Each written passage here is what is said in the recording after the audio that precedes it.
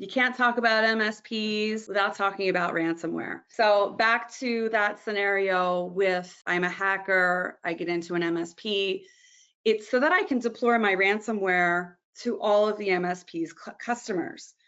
And that's the last bullet. I guess maybe I'm working backwards, but that's the biggest fear and the biggest exposure from an insurance carrier standpoint, and also from the MSP standpoint, because now all their clients potentially could be affected. So not only am I hit with ransomware as an MSP, but if they got into all my clients too, now all my clients are hit with ransomware, that's my liability, and that's a really, really bad day. So that's probably worst case scenario type of claim for an MSP.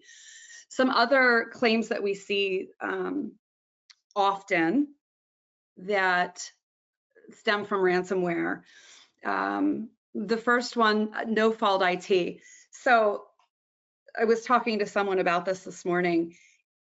Just because I work on your computer doesn't mean that if you have an issue with your computer, it was my fault, right? So we have MSPs that do everything that they, say they're going to do, and they're great at their job, and something happens on the client side, and they're infected with ransomware, and it may have nothing to do with anything that our insured did, but they're still going to get pulled into that claim, right? Because the client is like, well, I hired you to take care of my IT, and I hired you to not get hit with ransomware. But it's like, well, yeah, but you still clicked on the link that I told you not to click on or something.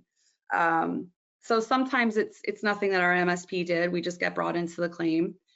That's actually more common than you would think. And and forensics are involved, and defense costs arise, and we make sure that our insured is covered. But sometimes we just determine, like, yeah, they were really, it wasn't their fault. And then failure to back up is a huge one. So one thing that a MSP does is back up data.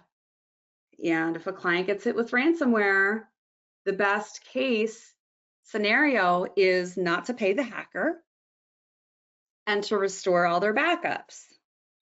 And so they go to their MSP and say, all right, we're not paying this hacker, restore my backups.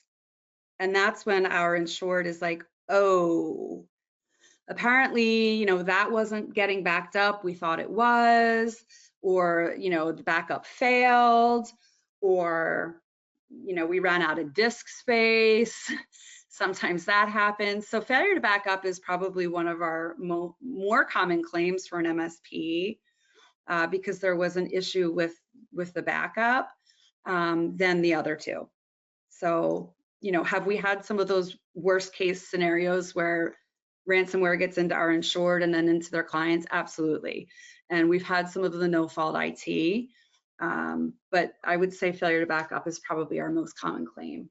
I thought this graph was nice to just talk about what ransomware claims can cost. This is by Net Diligence, their claims study, ransomware study that they do. And this data goes back to 2022. So you can see what the ransom demand is, and then the average incident cost. So they may demand $555,000 in 2022, but the incident will cost more than that, because if you may pay the claim, you may pay the ransom, but you're always going to have forensics and legal expenses and business interruption, which is a big one.